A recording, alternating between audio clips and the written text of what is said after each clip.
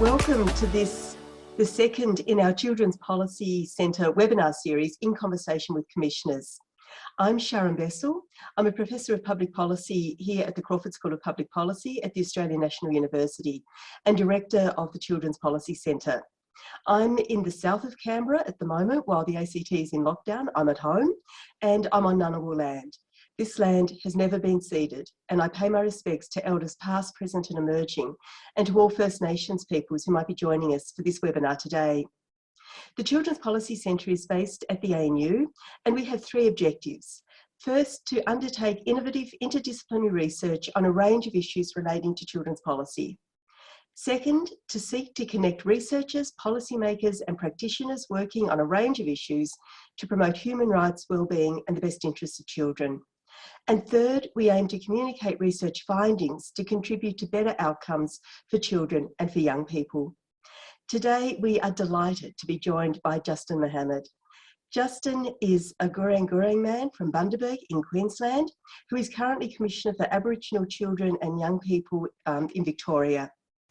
Justin has worked with Victorian Aboriginal communities for the past 20 years. For a period, he moved here to Canberra to take on national positions as chairperson of the National Aboriginal Community Controlled Health Organisation, or NACCHO, and was Chief Executive Officer of Reconciliation Australia. Justin, over his career, has held a range of positions. He's been based in Shepparton as inaugural Director of the Academy of Sport, Health and Education. He was CEO and later chairperson of the Rumbala, I've said that incorrectly, Rumbalara, is that right, Justin? Aboriginal Collective Limited. He has chaired the Victorian Aboriginal Community Health Controlled Organisation. So Justin has an incredible range of expertise across a whole range of issues. And as Commissioner for Aboriginal Children and Young People in Victoria, has just led an inquiry into the overrepresentation of Aboriginal children and young people in the Victorian youth justice system, and that produced a report, Our Youth, Our Way. The findings of that systemic inquiry were tabled in the Victorian Parliament in June this year. It's a weighty document in terms of length, depth and subject matter. It's available on the website of the Commissioner for Children and Young People in Victoria, and I'd really encourage people to have a look at that report, but also to have a look at the incredibly powerful videos that are there with Justin and with a number of Aboriginal young people, setting out not just the issues and the injustices, but also the ways forward. And today we're going to be talking through the challenges and the opportunities that come from that work around Our Youth, Our Way. Justin, it's so great to have you with us. Welcome. Yes, thank you. I'm in a little bit of a shared space, so there might be a little bit of background noise, but that's COVID these days. As same as in Canberra, we're here in Melbourne in lockdown, and a lot of activity with earthquakes and protests on top of being in lockdown. But I'd like to just acknowledge the traditional owners of the land which I'm meeting from, the Wurundjeri people of the Kulin Nation, and pay my respects to elders past and present, and any other Aboriginal or Torres Strait Islander people which are on this platform here, this series. And it's a real pleasure to be a part of it. Hopefully I can answer the questions and have an insight of the work that we've been doing down here. And as I've already mentioned, anything else which might be interesting to talk about today.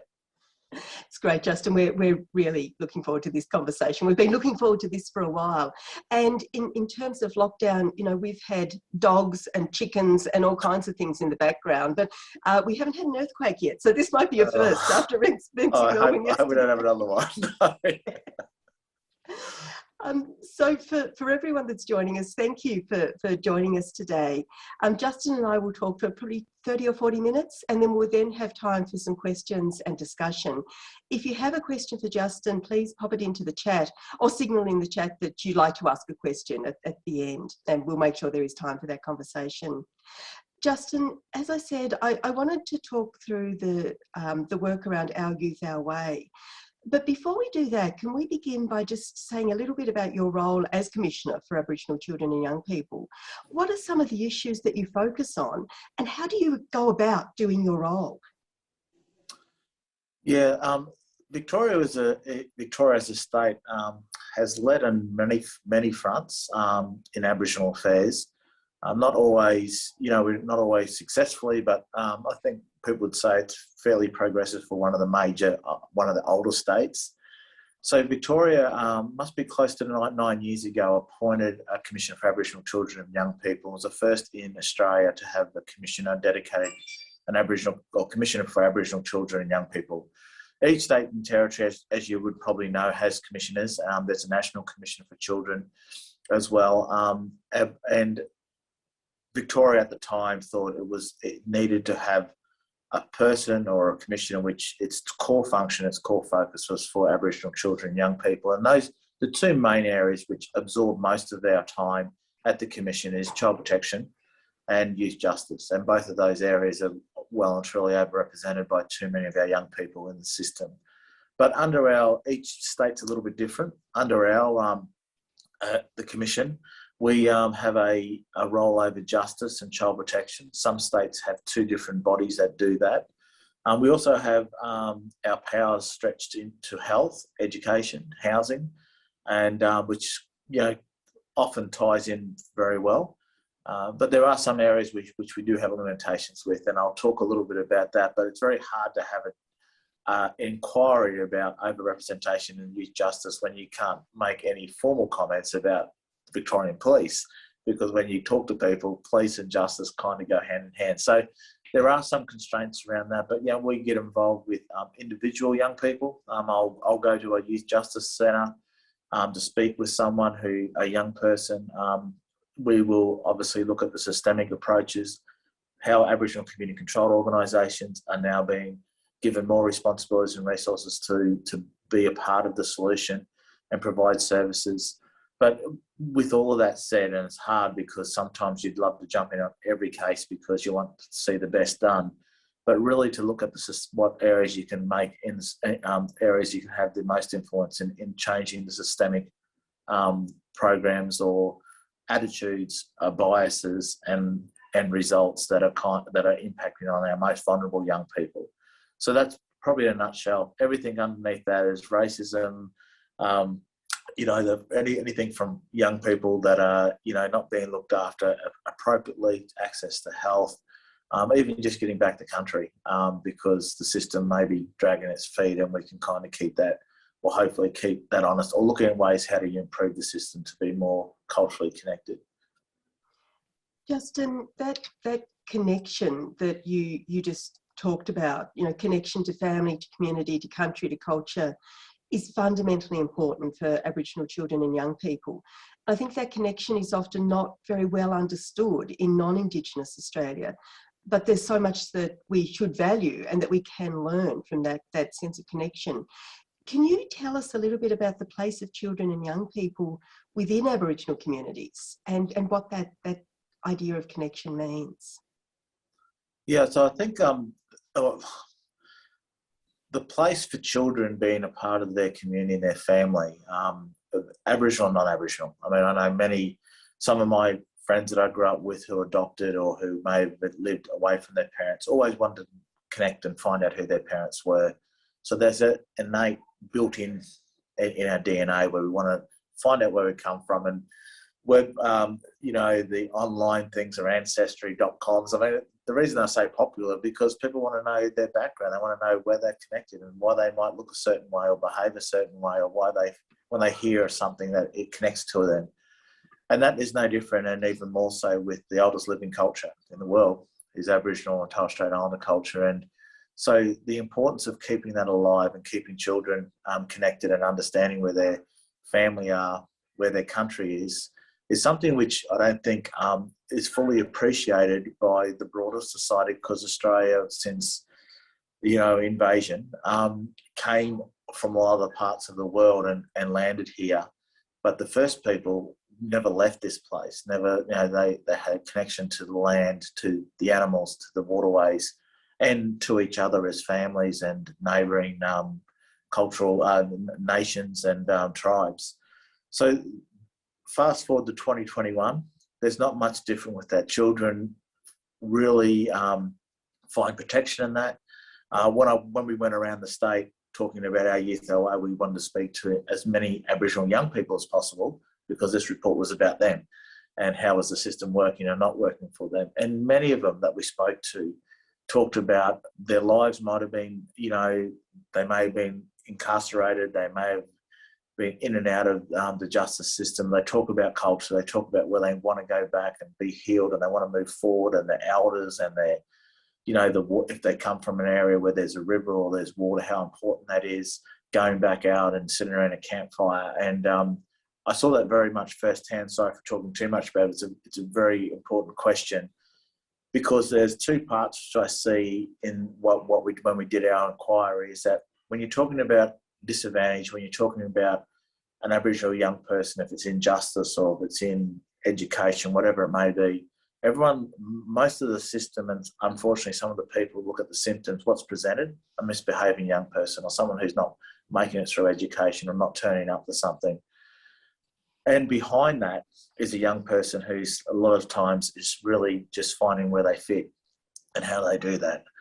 And what we found is culture has been used in the past as an add-on. So you want to do some work in this space. So you're addressing overrepresentation of justice. Well, let's improve the justice system. Let's improve maybe in custody when they're in custody. Let's improve the programs that are there.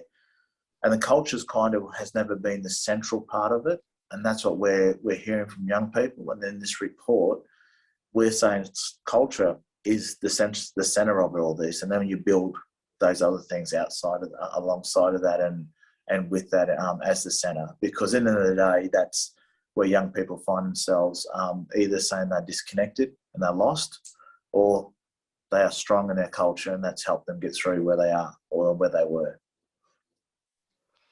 So, Justin, you talked about, when you did Our Youth, Our Way, you talked a lot with children and young people and with their families and communities. Can you just talk us a bit about how you went about that process? How did you engage with that range of young people? I love to talk about this because I'm not an academic myself. I appreciate research. I've got all of our kids are going to university and probably know way more than I do around how the processes work. And my wife's actually she's the CEO of the Lowitja Institute of Research, and so that we've got. I really appreciate it, but that's not my strong points. So when we started doing this report, and anything which we table in Parliament has to be evidence-based. That's the cat's cry. It's got to be evidence-based. It's got to be weighing. So the first thing we sat down with us, okay, where do we get our evidence from? From past reports, data, statistics, research that's been done. And I just posed a question. I said, so if we go and speak to 100 young people and what they're saying is completely different to what the research says, what's evidence-based? Does their voice weigh up against somebody who's, pulled together a paper or a government report or some sort of consultation process, what the ABS says? And we actually got some legal finding clarity on that. We sourced that. And if we could get a number of community voices involved, that was going to be as equal, if not the balance of what's evidence. So that was an internal thing before we even set foot outside of, because we didn't want to just play lip service or going out speaking to people. But then if their voices couldn't be put in the report because society says that's not evidence, then we had to look at how we collect that and be true to them. So that was before we moved out. We went out with a strong emphasis that we need to speak with not only Aboriginal young people in the justice system, but also others, brothers, sisters, extended family, and to hear them and to take place. And one of the things we were talking about culture before is we used to use culture as part of the conversation piece with young people. So we'd have symbols, we'd have art and other, artifacts there to engage and to talk and get them to tell us their story, who they are, who their mob is, where they're from. And then we started talking about, what do you think about the justice system? Where do you see you fit with it? And that was a really remarkable turnaround. And what surprised me, they're forward thinking about where they want and how they want the system. It wasn't this complicated, high-end, very expensive system. it was like we want people that we can rely on. We want to be able to live and many of these young people are in child protection, so we want to be able to live in a safe and protective home, a loving environment. You know, we admit, this is the young people speaking, we admit that we're going to fall off the rails. We're going to do some silly things, but we don't want to be just sitting there by ourselves. We need to have people that we can rely on and call upon, which we all do. Doesn't matter how young or old we are. So when we start looking and hearing that, and then what the evidence is talking about is the connection to culture, the systems to be not in the system of punishment and keeping young people away from society doesn't work. That's the evidence. It shows that young people just keep flowing back through. So that tied in really well with what we're doing. And I think we've pulled together, 75 recommendations, 41 findings. The report you said is weighty. It's weighty, all right. It's about 2 kilos. It's 600 pages. It's something what we realised when we first talked about overrepresentation into youth justice. It didn't take me long and the team to find out, once we started talking to young people, this is not just youth justice. This is just not making the police system better or the courts. This is education. This is housing. This is how they interact at school, how they interact with the social sporting groups, their family relationships. That's all. To address overrepresentation. It is a very broad, and that's why our report became way larger than we thought. We covered it because we just couldn't sit there and go, gee, we just can't make the jail safer. That's not going to address overrepresentation.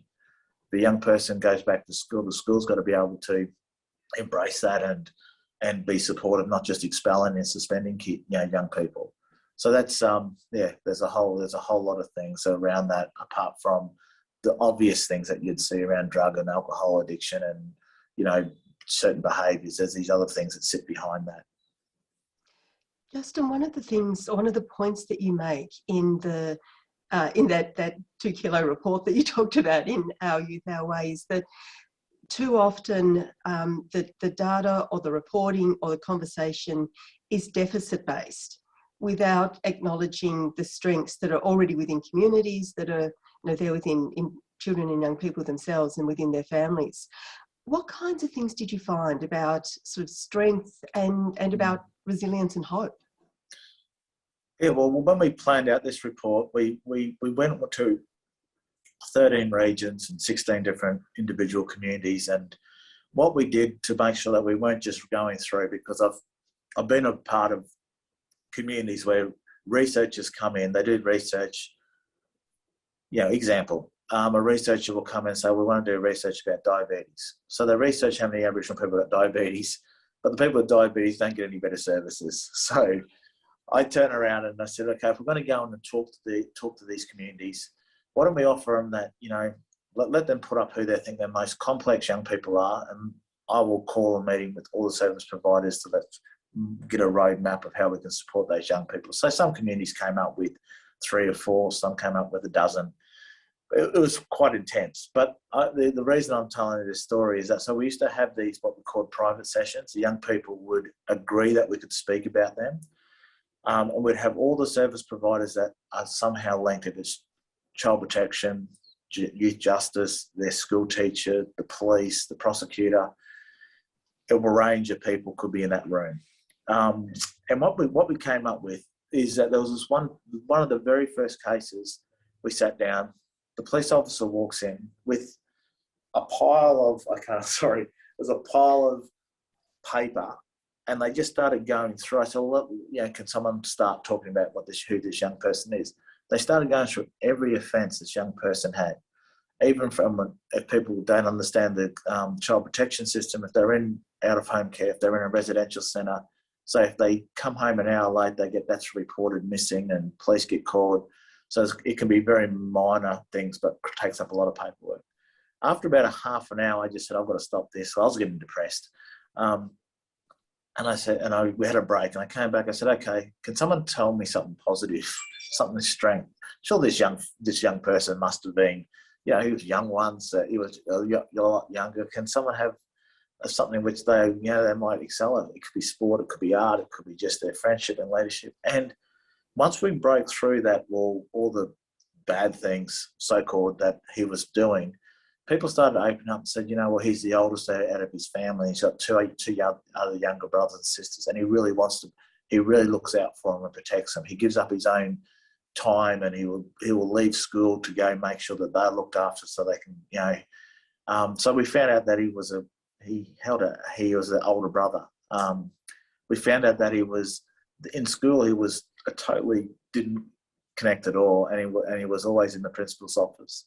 But on a basketball court, his basketball coach was there and said, "I can't believe this is the same young person, because he's our captain of our team. We go away, he obeys all the rules. He's he's our example." And so we started. Then from that point on, I said, "Okay, we're going to do this from a strength base. I want to know what the strengths are, even if it's one. Everyone's got something that they've got a strength with, and let's support them to build and develop that." And you'll be amazed when you move away from the symptom or what you see in front of you to the strength, which sometimes never gets allowed to be supported and encouraged.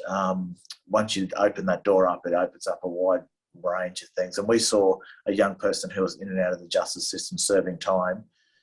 He loved school, and so his teacher was there.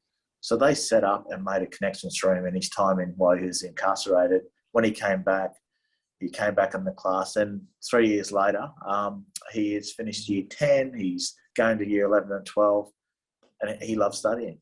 But he would have been one of those, you know, by the time he got to 16, he would have probably dropped out of school if it wasn't investing into what his strength was or what he enjoys doing. Yeah. They're such incredibly powerful stories. And, you know, when I hear you talking, Justin, I think about some of the research that I've done, particularly with children and young people who've experienced out-of-home care. And one of the things that they so often say is they don't want to be treated like a case. That they are a person. They are a person with relationships and hopes and dreams and fears. But so often it's all about the case and the case file. You know, and those things like, you know, being late when you're in resi care, being late home, they're the kinds of things that teenagers do all the time, and they don't mark you out for the rest of your life. And so there's such a disconnect in the way we treat some young people. Yeah. But I think all of that kind of takes us to this idea that you put in the report around child-centeredness. And I think, you know, in Australia, for all children, we've so often failed to put children at the centre. And for some groups of children, you know, they've really been invisible or they've been pushed to the margins. You talk about the need for child-centred youth justice. And of course, we see this in child protection and out-of-home care, as we've just discussed. How do we start to shift things and to start to build a genuinely child-centred system? Yeah, so the reason we say child-centred, because we don't want a justice system to replicate the adult system. And the adult system is about punishment. It's about you've done the wrong thing, so you've got to serve a particular time or a sentence as retribution of what you've done. Young people who break the law, who come in contact with police, can be coming in contact for a whole lot of different reasons. It could be that they're walking the streets because they don't want to go home because they've been abused or, you know, physically or sexually or emotionally abused at home, so they stay out. Or they maybe not even have a home to go to, a fixed home environment. They may have suffered so much trauma that they really basically can't stay in one place because they don't trust anyone. When I've seen young people getting, you know, charged for shoplifting when they are at home looking after their younger brother or sister because mum and dad aren't around and they've got no money, so they steal food. You know, so there's a lot of different reasons with it. So having a child-centered system is we got to understand the child that's in front of us, the young person that's in front of us, and the better we understand them, what goes on behind that, the better the system can respond. And we're pushing a bit to the Victorian government. If any young person has to be in the justice system, they should leave stronger, more adjusted, and a lot more supported than when they entered. And if that doesn't work, if we can't provide that, if they come out of the justice system with more trauma or more offending behaviours, then we failed as a society. So child-centred, that's along a path with that. The other phrase that we've used throughout the report is that we've got to reimagine what youth justice looks like. we've got to reimagine the system. We've got to reimagine how we work with young people. And that's something which is quite challenging because we've got a very punitive sort of system. And also understanding, and these are the questions that when we spoke to young people, they will say, when was the first time you came in contact with a police officer? They would say, some of them said, well, when I was 5 years old or 6 years old, when I was removed from my parents, that's who removed me. So they've got a different sort of attitude to a person in uniform than maybe you and I have, who hasn't been through that process. They don't see them as a protector. They don't see them someone that they should respect because they've actually, whatever the reason, no child at a young age wants to be removed from their parents. So there's those sorts of areas. And once we understand that, we realise we aren't dealing with a young person who's just breaking the law, but we're dealing with someone who's acting out potentially that they've never had the supports, the trauma addressed, and the protection around them to be able to move forward. So they basically, and if you have a look at some of the offending, it is basically survival. It's survival, it's pushback, it's I don't trust the system, I can't trust, so I'll push back because I know that you'll probably let me down anyway. And those are the things that we're kind of dealing with. And once we understand that, and there has been some really good examples in it, not enough, that's when we start seeing real advantages. If a child-centred system isn't a young person coming into custody at 12 years of age and comes in and out of youth justice, and when they turn 18, 19, then they end up in the adult prison. That's not a child-centred system. That's just a pathway that we've created as a society. And that's where we say in the report that there's a number of things they need to have that has to be invested in community and where they live, because we want them to be able to contribute back into that family group, back into that community and that society. Justin, there are a long list of changes that are urgently needed that the report maps out. Where do we start? What's the first critical step that we need to take? What's the first thing that we need to put in place as a matter of urgency, do you think? We've got 75 recommendations, and I do say we can't just do one or two of them because there's no silver bullet that's going to fix everything. We've got to move a lot of things together. So when I say this, don't just think, well, that's going to fix it. But I think some of the big pieces of legislation, raising the age to 14 is in our report. Not having any Aboriginal young person under the age of 16 that can be remanded or sentenced. Now, what that does is that makes the system, if we get them up, it makes the rest of the system, it makes the community, parents, schools think, what else can we do? We can't just go, oh, well, that young person's misbehaving, so if I'm a school principal, I'll suspend them or expel them, because then it's not my problem. Oh, they have to put the police, and then the police go, where do we take them? Well, we can only take them to a justice centre because that's all there is available. It changes how we work with young people and so some of those big legislation pieces, which I know are controversial, and there's a lot of fear out there. Can I say false fear? Because it's been drummed up a lot by media and other areas, which make it sound a lot worse than what it is. To have alternative options for young people as they might be going through some difficult times in their life. And, that's when you say, where do we start? I think we've got to move the dial to then get the rest of society to start thinking differently and not saying, well, we got this. Well, then if we take away sentencing young people under the age of 14 or 16, what about the kid who steals a car? Well, okay, we need to do something different with that. They aren't stealing a car to make money out of it. They aren't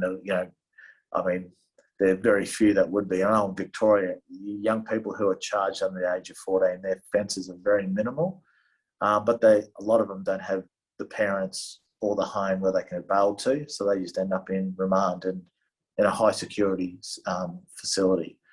So yeah, I think changing the big legislation pieces, if that happened, that would then quickly get everyone realising that we've got to start changing many of the other things that happen underneath and the feeders to where young get all those pipelines that direct young people in a certain area to the justice system. We've got to have the things that kind of keep them away from it or direct them outside, away from being in custody. Justin, I want to invite our audience to ask some questions in a minute, and I know we've already got one question in the Q&A, so please do put questions there if you've got them. But I wanted to, we started talking about connection to culture and connection to community and children's place in community. And I just wanted to return to the role of culture. Can you talk us through culture as a protective factor and how systems like youth justice, but perhaps also out of home care and education and across the, across the whole breadth of sort of policy areas, can genuinely respect culture and be culturally appropriate? Yeah, I mean, as I said earlier, I mean, with any work that we do, collectively, culture's got to be repositioned to be the centre of the foundation. If we bring it in down the track, it's probably often too late, or it's inappropriate because it's not the appropriate time. I mean, there's no use of saying to a young person who's needing mental health supports and services around their mental health to go, oh, well, we've got some cultural activities for you to do, or they need, maybe their process with maybe accommodation. So by having it as a foundation, and then we start looking at everything we do on top of that for supports. If culture's at the centre of it, and we know this young person, and the workers know who this young person belongs to and who they are, then them staying in a particular place, is that culturally appropriate? Is that, is that going to be culturally safe for them if we go and send them down to there, or, provide them that sort of support? How do we deal with maybe some of their, do we include elders? Do we get family members in? Because they would be far better working with this young person than someone who they don't know. And then it just changes. That's what I'm saying, that the service that is provided, the support that's provided, is done in this approach where culture comes in after the fact. It's actually driving what happens. And that might, like if you go to, if a young person is in an environment where they can't see a reflection of themselves or their family, it's going to be pretty, they're going to feel pretty distant from it. But, if the people that are there supporting them understands this and culture is the centre, they go, okay, we don't have that, so we need to how do we get that connection? Because, in circumstances, maybe they may not be able to be around their family or their community, but when it's looked at how strong it is and how much and the value of it, then you make a lot of effort to make sure that's upheld. And in the past, those connections haven't been seen to be as valued as some of the more mainstream philosophy around young people and what we do with them. And providing just a bed to sleep in and a meal isn't enough for a young person, because there's a whole lot more which they need. And many of these young people that we're talking about have been so disadvantaged and have experienced things which they've never been given the support to move through that. They've been just left to deal with that on their own, although it's never been mentioned. And that's where the cultural connection and strength, I think, plays a very important role, pivotal role for young people. And as I've heard from many of my elders, if you're strong in who you are and you know where you come from and you know who your family are, it makes life, doesn't make it perfect. It doesn't make it, it's still, you have your ups and downs, but you've got your core foundations rock solid.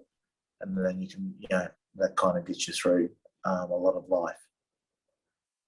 And that's just, I think there's such important messages for everyone. At the end of the day, it's about our relationships and our connections and our sense of self and place that really make life meaningful. And when those things are taken away, I think for all human beings, life becomes really challenging. So there's so much there, I think, that we need to think through and need to learn.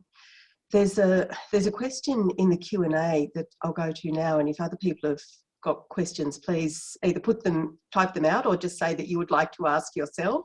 That first question is, how do we bring our non-Indigenous brothers and sisters on the cultural learning journey? Research indicates our mob should always lead Aboriginal and Torres Strait Islander business. However, how do we bring everyone along? And did you apply this in developing your report? Great question. I'll answer and my first answer would probably be the back end of the question. Yeah, well, we realise there's more, for young people, there will be non-Aboriginal people supporting them and working with them. So we collectively, when we say community, it's who is there for that young person, and that includes the Aboriginal family members and workers, as well as non-Aboriginal workers and supports. How do we bring the non-Aboriginal brothers and sisters along this path? I'm just trying to make sure I get this right. I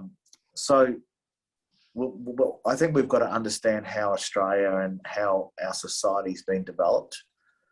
So non-Aboriginal people came here, invaded. Aboriginal people were never seen to be of much value and were never part of a solution, or always seemed to be a problem. And research about massacres and poisonings and changing laws and stolen generation, a whole range of things of how we can get this problem out of our way. And now, non-Aboriginal people will say, well, how can we work with you and how can we learn more? Well, I think there's a responsibility for non-Aboriginal people to go on their journey to find out more about the First Nations people of this country. And then when that opens up, obviously there's not enough Aboriginal people to sit beside every non-Aboriginal person to take them through that. So I think, maybe I'm a bit older now, but I want to work with people who want to learn, and who are also willing not just to sit back and be hand-fed, but they actually go and find out information. They do their own research, and there's plenty of good literature around now. There's plenty of things that are happening, and people can go and visit at events, even online. There's probably more so online now. And to go there with and this is for non-Aboriginal people, but don't go there with your biases, but to go there and say, we want to, be a sponge to learn a lot of things that that you may never have been able to learn through our education system and how society kind of views or media. And I think once we get to that point, that's when I find non-Aboriginal people are ready and understanding how to work with Aboriginal people. So the understanding and knowing when to be quiet and not to walk in and lead something, but to be walking beside someone, or just being in the background and not having to be the front and centre. Knowing that their voice and maybe just them standing there is enough for that moment of time, but also knowing when you need to also stand up and be a part of something, or speak out against something when there's no other Aboriginal person in the room. So, and that's those things you can never monitor where that is. But as bringing people along, I think there's the opportunity for every person in Australia to learn more about Aboriginal and Torres Strait Islander people. And I would start saying, if anyone wants to learn, is if you're living in Canberra, learn about the Aboriginal people that are in Canberra. If you come from some other place, also learn about where you grew up and who the traditional owners were. What was their language group? What was the things that they've got there? And you might be very surprised that the reason your region or your country town or wherever you may be coming from, your suburb, is so progressive or so advanced or has some of that, and why certain things are named certain things, you might find it quite interesting that the value that Aboriginal people have had in where you've grown up or where you may be studying right now, can go a long way with then understanding more about the contribution and then knowing who you're working with and who you're partnering with. So it's probably a long-winded question, but it is a journey, and it doesn't just happen over one cultural awareness or cultural safety training session. It's about relationship, and you never know anyone until you spend time with them, with your best friend or even with your family. If you don't connect enough with them, you lose contact and you aren't understanding what's in their space. So I don't know if I answered your question, but that's my reflection on it. for me, it answered the question and gave such insights. So thank you, Justin. I'm looking at the chat. There's another question which asks about your thoughts on the current minimum age of criminal responsibility, which is 10 in Victoria and across the country. You've already touched on this, Justin. And of course, this has been a nationwide issue and campaign for some time. Did you want to pick up on that issue again of minimum age of criminal responsibility? Yeah, look, I think if anyone has looked through it and seen the UN has come out and has said, it should be a minimum of 14. Some countries are 16, some of them are 18. But unfortunately, the two countries which have 10 is England and Australia. So you you draw your own lines of connection with that. I mean, 10 years old, 11-year-old, if you just have to look at 11-year-old young person and you say, well, they can actually be put in jail. And some of the Aboriginal young people that age have been taken and remanded in a cell. For that to be the only solution for stealing a chocolate bar or for maybe vandalising, writing their name or something on a wall, I think it shows how primitive our society is. And raising the age isn't just about giving young people a freedom to run and do whatever they want. It's about our society being to mature. So young people need to be, have guidelines or structures in their life, but supportive and loving ones, not this, well, we'll just throw the book at you. And the reason why raising the age is so important, again, it resets our parameters of what we do and how we work with young people. And I'll give you this, and it's not just for raising the age to 14, but when I went to the Northern Territory, spoke to the commissioner up there, and I said, what's the percentage of Aboriginal young people in your youth justice centres? And they've got 2 youth justice centres, the famous one, which was reported Dondale, which is still going, and another one in Alice Springs.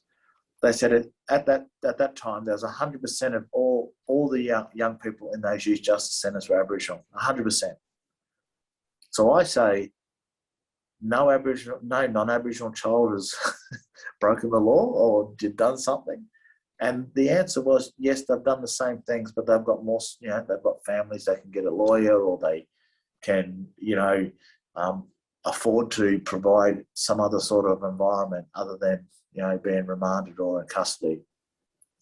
So what it does for a young person that's in Victoria, the numbers are, about 85% of young people that are in the youth, that are incarcerated or that are in youth justice are from child protection. So they don't have a mum and dad who can go and bat for them. They've got a state which is, they're supposed to be their parent. So what this does, it says, well, the state's got to get better at becoming a parent if their young person has broken a law, has done something, and to be able to put their hand up and say, we'll take care of it, other than handing it over to a justice system. So it's very important. If we don't raise the age, I think it's a blight, and it's just a systemic issue which is going to see our representation start. Most young people that find themselves in a court of law and then find themselves, even that increases even more if they are locked up, their chances of reoffending just multiplies. It just goes up for 2 times, 3 times, 5 times once they enter into that system. So the idea of raising the age is, again, just saying, well, we've got to reset how we work with young people and what our supports are, other than leaving it up to a system which is designed for punishment and not for strength and rehabilitation and the care that which many young people under the age of 14 that are offending. And I will go out on a limb to say this, many of them are offending because it is dealing with other issues in their life, not because they just want to be, bad kids. Justin, I think, that when we really think about what that minimum age of criminal responsibility means for children, and especially means for Aboriginal and Torres Strait Islander children, when you think about that 100% rate in the Northern Territory, you know, it's shocking, and it speaks to, I guess, the humanity of our society, and it is something that we have to address. You know, when I've kind of looked at some of the media discourse around that issue and some of the, you know, the comments you see on social media and so on, it seems that there are two issues in the public that we really need to address, and this is for all children. And one is fear, and you touched on this, you know, this idea of fear and the fact that it's often unfounded fear of violent crime or personal attacks of some kind from young people, and the idea of punishment, you know, that if a young person does something wrong, they have to be punished and punished hard. How do we start to shift those attitudes? I mean, this is a big question, but how do we start to shift those attitudes amongst the public and in the media, I think, too? Look, I think part of it is giving the facts of how many children under the age of 14 are in the criminal system. People will be quite surprised it's very, very low. So we're not talking about thousands and thousands of young people. It's very low. Showing young people who are in that youth justice under the age of 14 what sort of crimes they commit or offences. I mean, young people are, I mean, there's story after story. I mean, there's a young Aboriginal woman in Western Australia, 12-year-old. She got charged for receiving stolen goods. She received a chocolate bar that was stolen from one of her cousins stole a chocolate bar, but she got charged for receiving stolen goods. I've got another young person who's here in Victoria, which was only in June this year, was up for assaulting a police officer, threatening the police officer's life, and there was another charge. This young person was 12-year-old, the smallest little girl you could think as a 12-year-old. She's had trauma through her life, and she was walking the streets, and when I say trauma, sexual abuse, physical abuse, seeing a person being murdered right in front of her at the age of 8. So she's 12-year-old walking the streets, she gets picked up by the police. Her retaliation, she spat at the police officer, she threatened to kill the police officer. So they locked her up. And we think she didn't have a weapon. You know, she did break the law. Under the law of the land, yes, those offences are very serious, but we've got to be a bit more conscious about who is making those offences. And when a 12-year-old who's been through that much abuse is just walking the streets, when she sees a police officer, her mind is not going to be able to understand that they're there for her best interest and what she's seen and done. But thankfully, the rest of the system stepped up. She didn't stay there for too long. But this is the reason for the police officers that they didn't have any other choice, so they had to do that. And it's kind of like this balance between what other options do we have in society at the moment. We haven't thought too hard about additional options. The other part, just on the raising the age, and this is the funny thing, which I understand. I mean, the people who will disagree with it are saying, well, this is what's happening. Okay. And a lot of them are pretty intelligent people. So we know that a young person's brain isn't fully developed. Impulsive behaviour is every bit of a young person. That's why they do things without thinking. And I heard this from a doctor who studied this, and he gave a report with me in Canberra at Parliament about when we were talking about raising the age, and he gave the evidence about a young person's brain and how it hasn't fully developed until they're in their 20s. And we talked about a number of examples. He said, but, you know, impulsive behaviour, so if a young person who's with their cousins is 12, 13-year-old and someone pulls up in a car and says, jump in, we're going to go for a ride, they aren't thinking, is this car stolen? Has the driver got a licence? They aren't going through that process. It's like, oh, this will be a bit of fun, so let's do it.